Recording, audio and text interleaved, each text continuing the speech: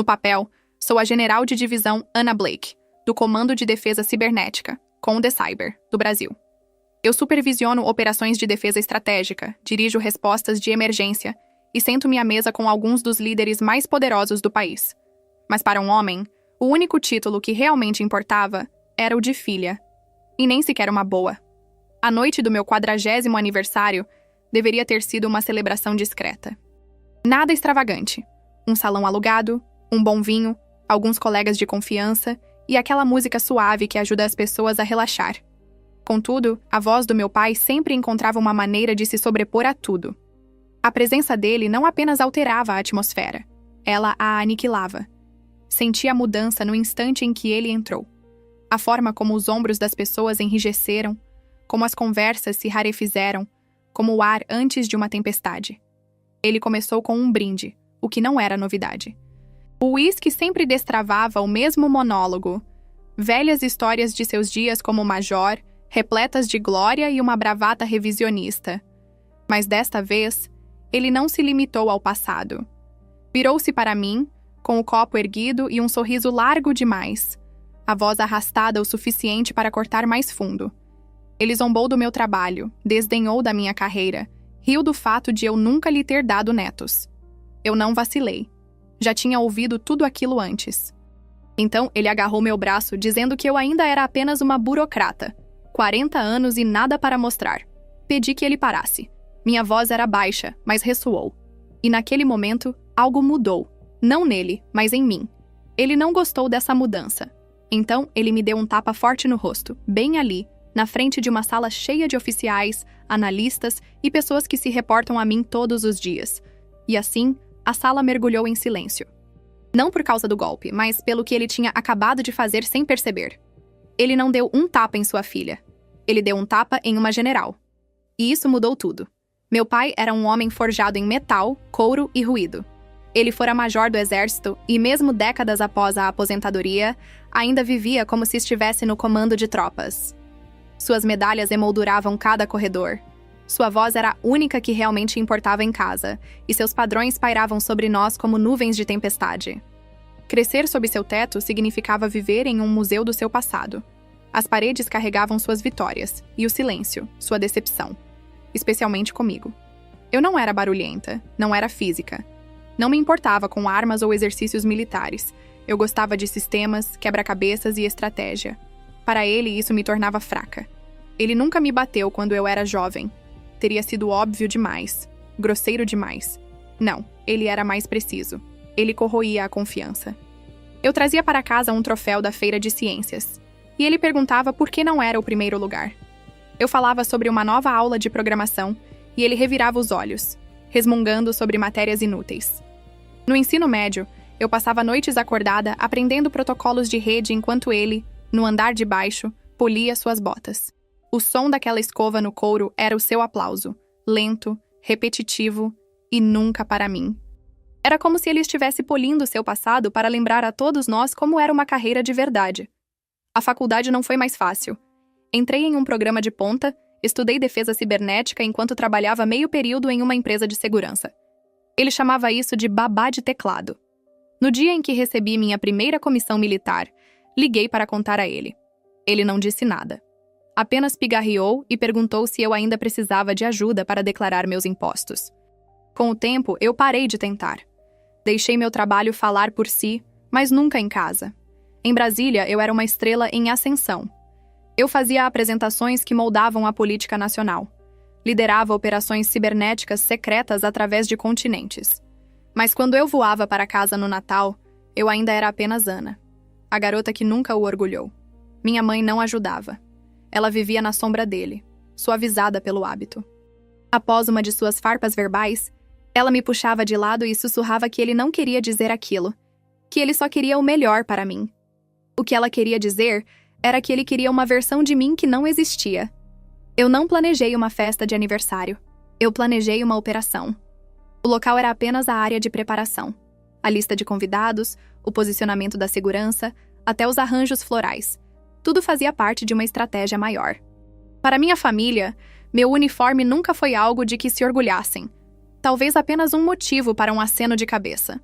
Eles não faziam ideia do que eu realmente fazia, da minha autorização de segurança classificada ou que as decisões que eu tomava impactavam a cibersegurança global. Minha vida em casa era filtrada através de suas suposições, e eu nunca os corrigi. O silêncio era uma forma de armadura, mas essa divisão tinha um custo. Eu aprendi a compartimentalizar. Na sala de crise, eu era General Blake, emitindo comandos, defendendo a linha de frente contra agressões estrangeiras. Em casa, eu me sentava na mesma mesa de jantar da minha infância, ouvindo meu pai falar sobre dias de glória que só existiam em sua memória. Uma lembrança, em particular, permanece nítida.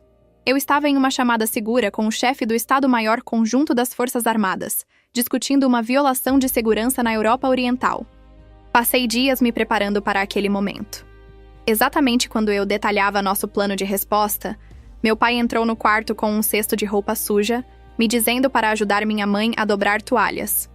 Eu apertei o botão de mudo, mantendo o rosto inexpressivo. Ele olhou para a minha tela e zombou. Deve ser importante. Toda essa digitação. Ele não tinha a menor ideia de quem estava do outro lado daquela chamada, ou do que ele havia acabado de interromper. Ele via apenas sua filha, ainda uma civil aos seus olhos. Naquele momento, eu soube a verdade.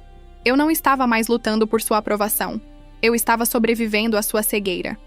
3 semanas antes do evento, protocolei um pedido formal através dos canais oficiais, designando a reunião como uma função afiliada ao comando devido à presença de pessoal de alto escalão. Essa classificação me deu autoridade jurisdicional fora da base. Em seguida, solicitei uma equipe de proteção executiva de 2 homens. O pedido foi rotineiro, quase entediante. Mas a pequena caixa que marquei naquela longa lista de procedimentos foi o fulcro sobre o qual toda a noite giraria. Minha justificativa era irrefutável. Local fora da base, presença de pessoal sensível, histórico de perturbação civil. Eu nunca mencionei o nome do meu pai, apenas me referi ao perfil de risco como histórico volátil. Foi o suficiente. Minha autorização acelerou a aprovação em questão de horas. A seguir, vieram os briefings internos. Mantive o círculo fechado. Apenas um oficial, o coronel Jake Mercer. Eu confiei nele para proteger meu flanco na guerra cibernética real. Confiei nele agora. As regras eram claras. Ele agiria apenas sob meu sinal visual. Protocolo Blacklight. Esse era nosso código, significando que o evento havia escalado de social para operacional. Ele não perguntou o porquê. Ele não precisava. Ele já tinha visto os danos antes. O local foi escolhido pelo controle. Tetos altos, saídas desobstruídas, linha de visão ideal de todos os cantos. Posicionei meus pais perto do bar, longe do pódio, para que sua presença não obstruísse a ótica. Meu objetivo não era o confronto, mas a mitigação. Meu pai não foi convidado como família. Ele foi classificado como uma potencial perturbação à moral e à ordem. Ele entrou naquele salão de festas pensando que era seu domínio, sem perceber que estava entrando no meu. O salão estava aquecido com risos e conversas suaves, meus colegas se misturando educadamente. Mantive meus olhos em meu pai, que já havia se posicionado no centro da sala, copo na mão, procurando atenção como um radar. Ele bateu uma faca contra o vidro e o silêncio tomou conta do ambiente. Sua voz soou alta, firme no início, mas tornando-se mais solta a cada frase. Ele começou como sempre, com as velhas histórias do exército, cada uma inflada pela dramaturgia até se tornar uma caricatura da verdade. Então, a artilharia verbal se virou para mim. As piadas sobre eu nunca lhe ter dado netos, o desprezo velado ao chamar meu trabalho de babá do governo. Ele zombava da minha carreira com um sorriso que tentava disfarçar a malícia de diversão inofensiva. Mantive a postura ereta, uma muralha de silêncio que venho aperfeiçoando há anos. Mas então, ele disse: aos 40 anos, ainda apenas uma burocrata. As palavras pairaram no ar, densas como fumaça de um incêndio. Senti o calor subir pela minha nuca, e o salão, antes vibrante e ruidoso, foi subitamente engolido por um silêncio opressor. Meus colegas desviavam o olhar, subitamente fascinados por seus sapatos. Minha mãe, ao lado dele, exibia um sorriso tenso, as mãos congeladas junto ao corpo. Ele estendeu a mão e agarrou meu braço. A pressão firme, a mesma de sempre quando queria cravar um ponto. Eu me afastei. Minha voz saiu baixa, mas sólida como rocha. Eu disse que já era o suficiente. Ele não gostou. A raiva brilhou em seu rosto, rápida e afiada como um estilhaço de vidro. E então ele me atingiu. Não foi dramático, sem gritos ou preparativos, apenas um tapa súbito e agudo que estalou na minha bochecha com o som seco de um martelo de juiz. O tempo parou. Ninguém se moveu. Não por indiferença, mas pelo choque de processar o impensável. Ele ficou ali, peito estufado, os olhos me desafiando a responder. Para ele, era uma correção, disciplina, o tipo de ato que um pai executa quando ainda se julga no comando. Mas no instante em que sua mão encontrou minha pele, ele cruzou uma linha cuja existência desconhecia. Porque ele não agrediu sua filha, ele agrediu uma oficial condecorada. E nesse momento, tudo mudou. Meu rosto ardia, mas eu permaneci imóvel. Não falei. Apenas olhei através do salão e encontrei os olhos do Coronel Mercer. Ele se levantou. A transição foi imediata. Num segundo, era um convidado. No seguinte, um oficial reassumindo sua autoridade. Sua voz cortou o silêncio como uma lâmina. General, ele terminou. A tensão no ambiente se partiu. O ranger das cadeiras acompanhou as cabeças que se viravam. O sorriso presunçoso do meu pai vacilou e desapareceu, substituído por uma confusão que desfazia a arrogância. Como você a chamou? Ninguém respondeu. Eu dei a Mercer um aceno quase imperceptível. Era o sinal. Sem emoção. Sem hesitação. Era o protocolo. Seus olhos ficaram frios. Seu tom de voz baixou. Major Robert Blake, aposentado. O senhor acaba de cometer agressão sob o Código Penal Militar, artigo 128, contra um oficial superior. O rosto do meu pai empalideceu. Ele soltou uma risada fraca, um som quebradiço e deslocado. Ela é minha filha. Ela preenche relatórios, trabalha na administração. Ele procurou apoio no salão e não encontrou nada além de rostos impassíveis. Meus colegas não precisaram se mover. 2 oficiais à paisana, que estavam perto da porta, já avançavam. Seus movimentos eram calmos, precisos, do tipo que parece gentil até você perceber a velocidade com que pode se tornar restritivo. Eles já alcançavam seus braços antes que ele entendesse o que estava acontecendo.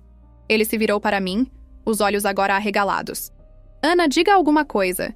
Diga a eles que isso é um erro. Mas eu não era mais Ana. Eu era a General Blake, e o protocolo já havia sido executado. Ele resistiu, mas apenas por um instante.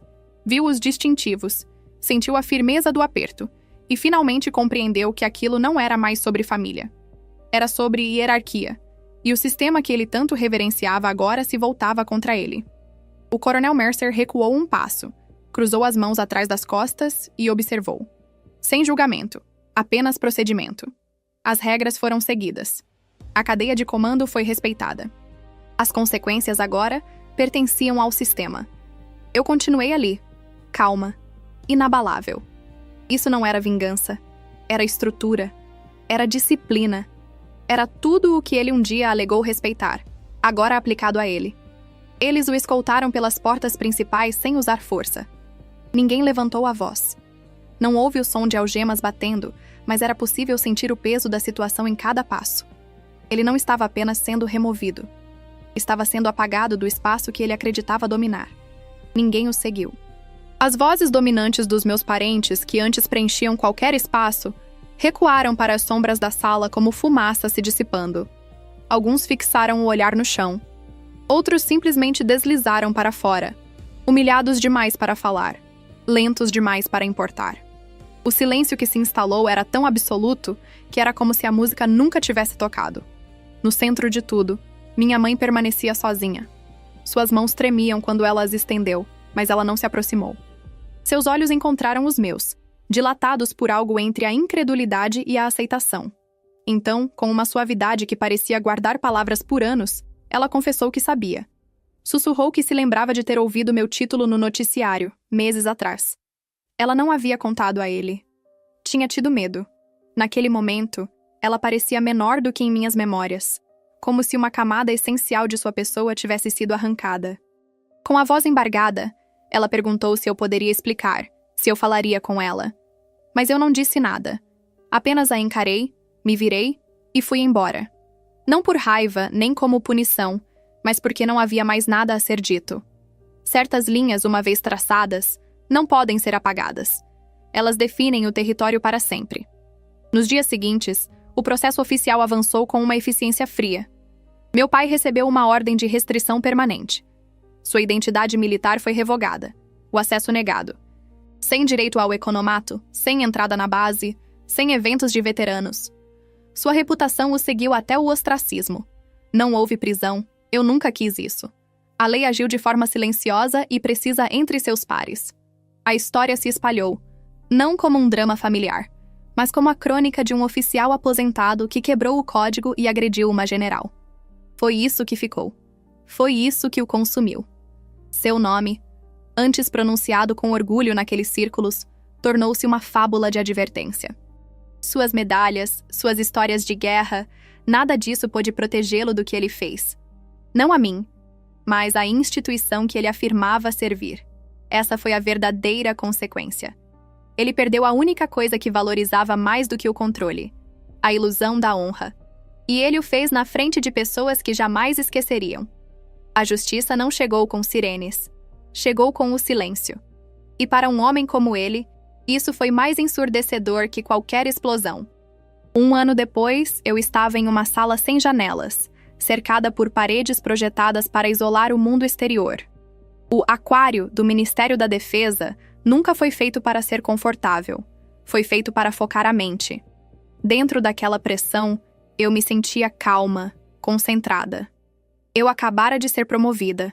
4 estrelas agora repousavam em meu ombro, e com elas veio o comando total do Comando de Defesa Cibernética.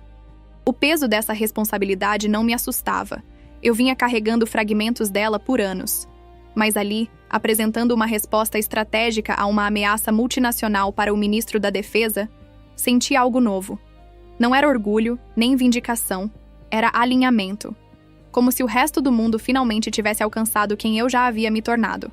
Eles ouviam quando eu falava, não por causa do meu nome ou do meu passado, mas porque eu havia conquistado aquele espaço. Cada decisão silenciosa, cada hora invisível, cada protocolo escrito e aplicado, tudo havia me levado até ali. Não houve cerimônia, nem aplausos, apenas respeito, puro e absoluto. Algumas semanas após aquela reunião, uma pequena caixa quadrada chegou ao meu escritório. Papelão simples, sem remetente, mas a caligrafia na etiqueta era familiar. Eu soube, antes mesmo de abrir, que era dela, minha mãe. Hesitei, não por medo, mas por consciência de que algumas coisas carregam um peso muito maior que seu tamanho. Dentro havia uma fotografia. Eu, com talvez 6 anos de idade, nos ombros do meu pai. Nós dois rindo.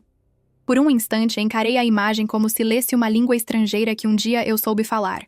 Atrás dela, uma única página manuscrita. Suas palavras eram claras, mas não pesadas. Ela dizia que ele tinha sido um tirano, que ela tinha sido uma covarde, que a sombra dele havia ofuscado a minha luz e que ela permitiu que acontecesse por medo de ficar sozinha no escuro. Ela não pedia perdão, não implorava para voltar. Apenas dizia que meu legado ainda estava sendo escrito e que esperava um dia poder lê-lo. Dobrei o papel uma vez, coloquei-o de volta na caixa e deslizei-a para a gaveta inferior da minha mesa, sob documentos confidenciais e relatórios de missão. Aquela chamada permaneceu ali, em silêncio. Não por raiva, mas porque o capítulo estava definitivamente encerrado. Não senti a necessidade de discar o número, pois não havia mais nada a ser revivido, nenhuma ruína a ser visitada. Nenhuma dor antiga clamava por um desfecho, apenas o reconhecimento sereno de que certas verdades, uma vez ditas, são suficientes. Eu não venci. Isto nunca foi sobre uma vitória. Foi uma evolução. Uma metamorfose silenciosa que me levou de uma busca incessante por validação ao conhecimento profundo do meu próprio valor, de implorar para ser vista a comandar a atenção sem jamais erguer a voz. Meu pai acreditava que um legado era construído com as medalhas que os outros penduram em seu peito. Eu aprendi que o verdadeiro legado é o que você sustenta sobre os ombros quando a plateia se vai e as luzes se apagam. É o peso que você escolhe carregar, o silêncio que você decide honrar, a fronteira que você demarca na alma e jura nunca mais cruzar. Então, se alguma vez subestimaram sua jornada, se você já precisou se encolher para que outra pessoa pudesse parecer mais alta, se já disseram que seu trabalho era pequeno quando você sabia intimamente que ele era capaz de moldar mundos, traga sua história para este lugar. Deixe aqui o seu testemunho, pois neste território, a sua autoridade não é uma herança que se recebe. É uma verdade que se reconhece.